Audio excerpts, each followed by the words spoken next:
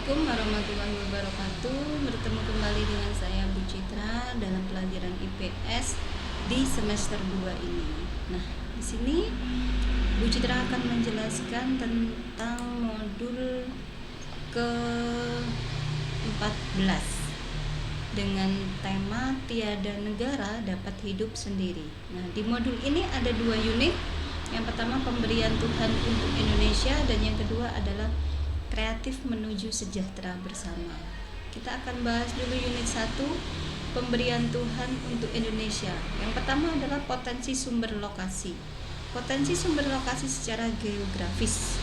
Letak geografis Indonesia itu sangat strategis, terletak di antara 2 samudra dan 2 benua.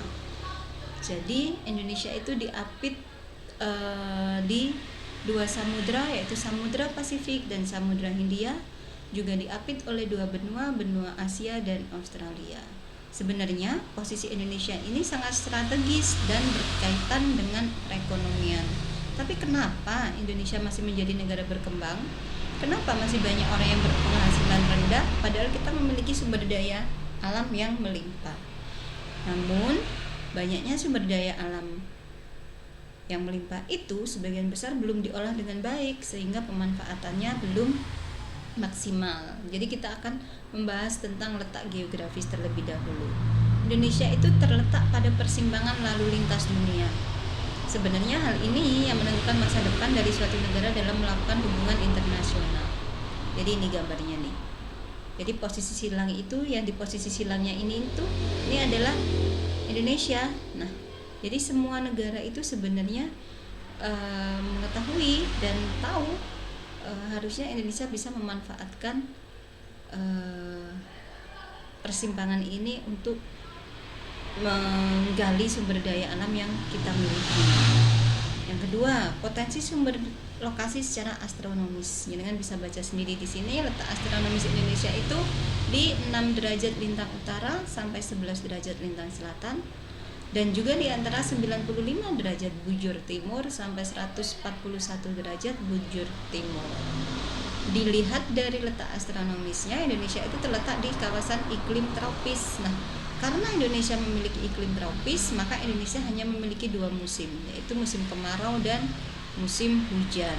Hampir setiap tahunnya Indonesia selalu disinari matahari yang berpengaruh pada alam. Karena biasanya negara yang memiliki iklim tropis itu dianugerahi keadaan alam yang luar biasa. Seperti yang kita lihat bahwa tanah di Indonesia itu sangat subur dan mudah ditanami apa saja. Curah hujan yang tinggi itu membuat tanah menjadi sangat subur.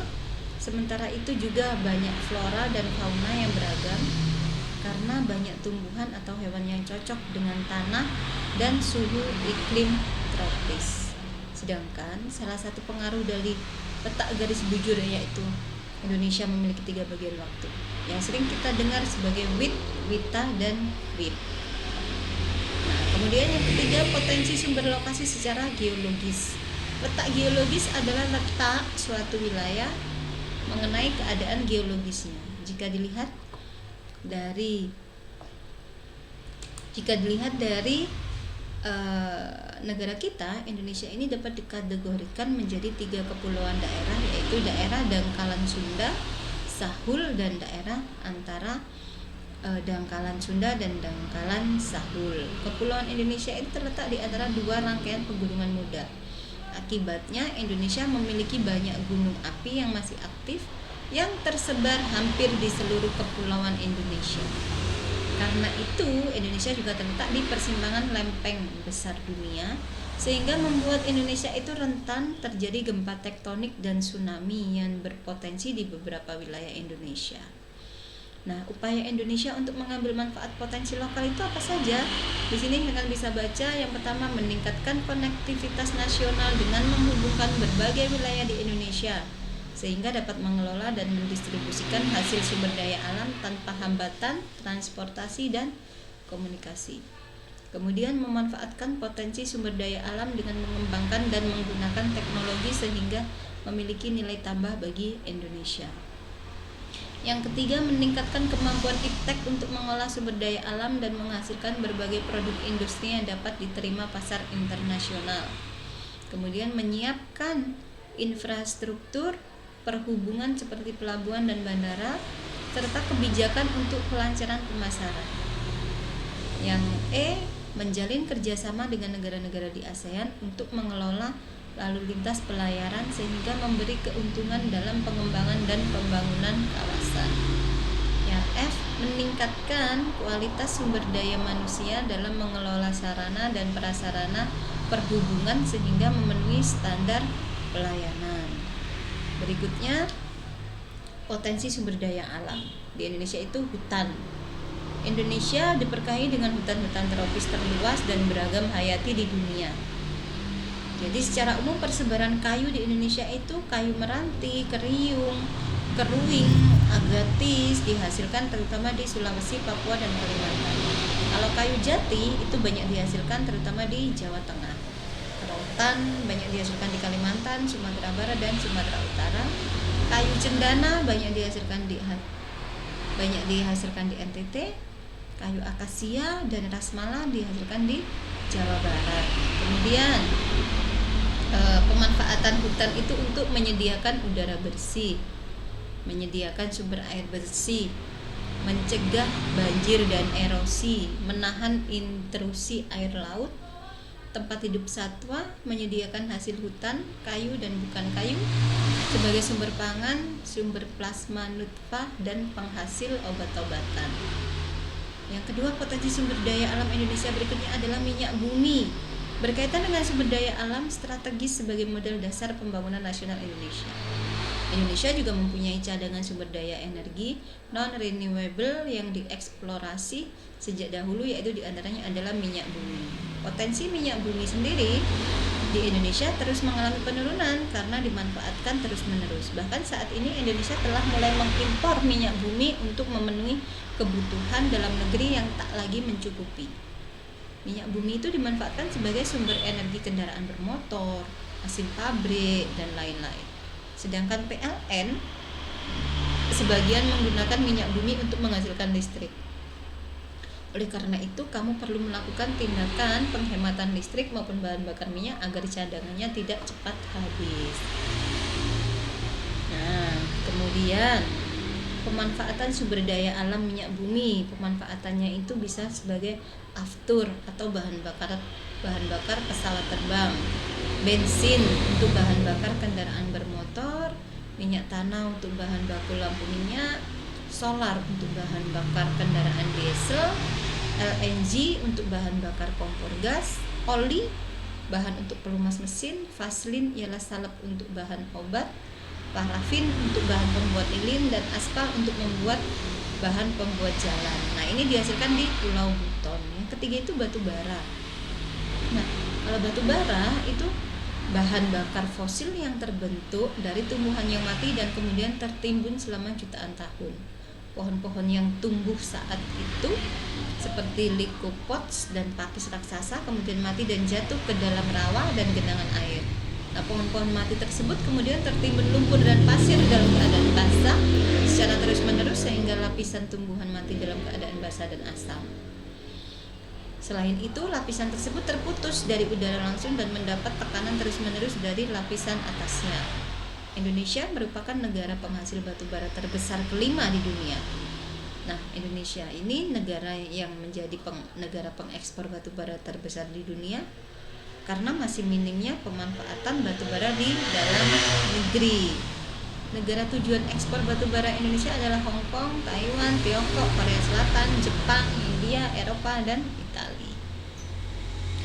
Nah, di Indonesia sendiri batu bara itu dimanfaatkan sebagai sumber energi. Seperti itu. Nah, ini batu bara di PLTU Paiton. Batu baranya dapat dimanfaatkan sebagai pembangkit listrik yang dapat menghemat penggunaan minyak bumi atau gas alam yang digunakan sebagai pembangkit listrik. Kemudian yang keempat adalah gas alam. Gas alam itu adalah timbunan atau deposit gas alam terpisah dengan timbunan minyak bumi. Untuk mendapatkan gas alam yang terjebak dalam perlapisan batuan dilakukan pengeboran.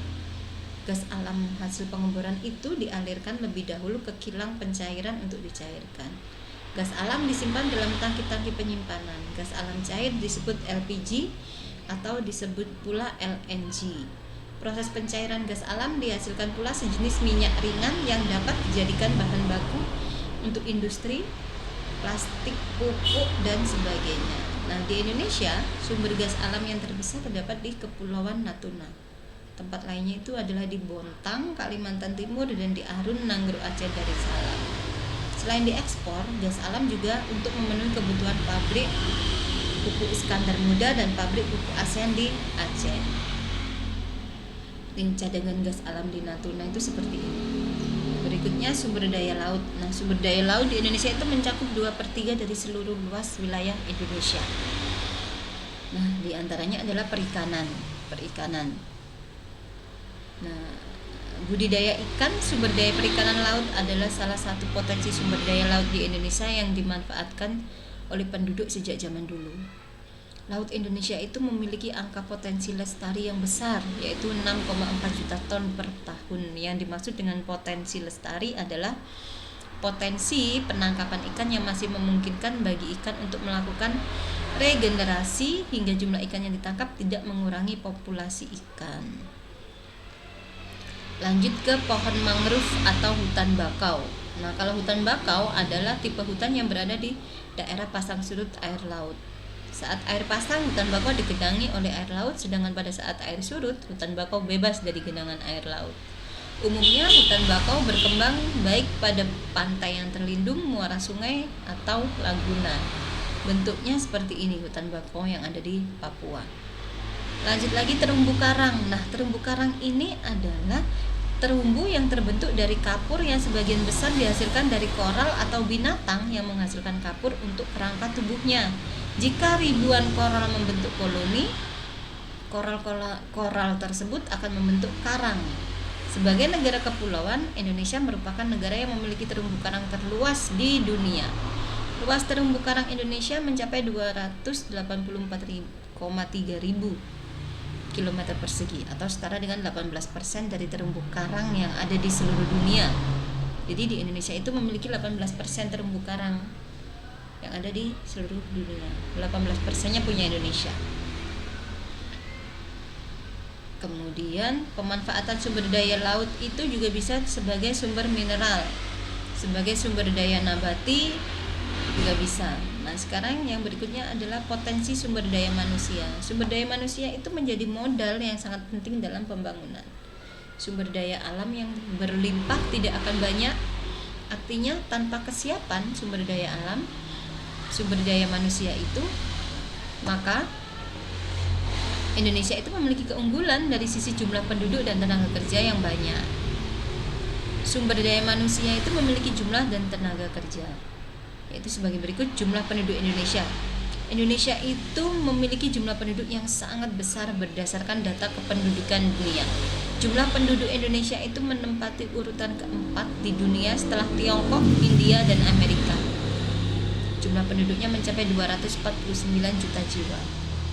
Dari jumlah penduduk yang besar ini memiliki keuntungan, yaitu sebagai sumber tenaga kerja bagi pembangunan dan sebagai pasar bagi produk-produk yang dihasilkan oleh perusahaan atau industri. Sehingga Indonesia tidak kekurangan tenaga kerja, khususnya untuk industri. Indonesia menjadi daerah pemasaran yang menarik berbagai perusahaan untuk bersaing memasarkan produksinya. Tenaga kerja Indonesia itu adalah penduduk usia 15 tahun ke atas yang sedang bekerja. Seseorang yang memiliki pekerjaan namun sementara tidak bekerja, seseorang yang tidak memiliki pekerjaan dan sedang mencari pekerjaan dikategorikan pekerja. Angkatan kerja adalah mereka yang bekerja dan penganggur. Tenaga kerja atau penduduk dalam usia kerja terdiri atas angkatan kerja dan bukan angkatan kerja. Berdasarkan data Kementerian Tenaga Kerja dan Transmigrasi itu, ini masih terjadi di tahun 2013. Jadi 10 tahun yang lalu itu jumlah tenaga kerja asing di Indonesia mencapai 48.002 orang. Nah, sekarang sudah tahun 2023, kemungkinan itu bisa lebih banyak lagi sekarang. Dan potensi sumber daya alamnya, potensi sumber daya budaya, di sini jangan bisa baca. Jika kita membicarakan tentang budaya yang ada di Indonesia, tidak akan ada habisnya dikupas karena berbagai macam budaya itu ada di Indonesia. Tapi negara ini masih tetap satu meskipun memiliki suku, agama, ras, dan budaya yang berbeda. Kenapa? Karena rasa kesatuan dan rasa kemauan yang ada dalam rakyat Indonesia itu sangat besar. Nah, tapi walaupun kita memiliki rasa persatuan yang besar, jika pahlawan bangsa yang dahulu tidak menyatukan dan membuat mereka sadar, maka kita tidak akan bisa bersatu seperti sekarang. Yang pertama, bahasa Indonesia itu bahasa yang dipakai di Indonesia itu bisa mencapai 746 bahasa daerah, bisa Anda bayangkan. Kemudian rumah adat pun seperti ini, banyak sekali rumah adat di Indonesia. Yang ketiga, tarian itu juga banyak sekali di Indonesia. Yang keempat juga pakaian adat dan senjata tradisional juga banyak. Nah, tugas Anda adalah dikerjakan di penugasan 1 ini. Penugasan 1 soalnya adalah ini. Anda bisa mencarikan tugasnya. Amati kondisi sekitar Anda, identifikasi macam-macam potensi sumber daya yang ada di sekitar Anda. Tuliskan dengan contoh format tabel di bawah ini. Nah, ini nomor 1 itu contohnya, tulis seperti ini. Analisislah potensi sumber daya tersebut. Apakah Anda sudah memanfaatkan atau belum? Pemanfaatan apa yang Anda lakukan? Jika belum, menurut Anda apa cara yang efektif, efisien, dan bertanggung jawab untuk memanfaatkan sumber daya tersebut? Nah, di sini jenengan bisa mencari di surat kabar, berita online, atau di modul seperti yang saya jelaskan tadi. Nanti modulnya akan saya share seperti biasa. Tugasnya ada di halaman 20. Dilanjut dengan latihan soal unit 1 ini dan uraian. Jadi tugasnya ada 2, mengerjakan di halaman 20 dan halaman 22 yang uraian. Saya harap sampai di sini Anda mengerti. Apabila ada yang kurang dimengerti, silakan ditanyakan melalui WA pribadi saya. Untuk pembelajaran hari ini saya kira cukup sekian. Kurang lebihnya saya mohon maaf. Saya akhiri. Wassalamualaikum warahmatullahi wabarakatuh.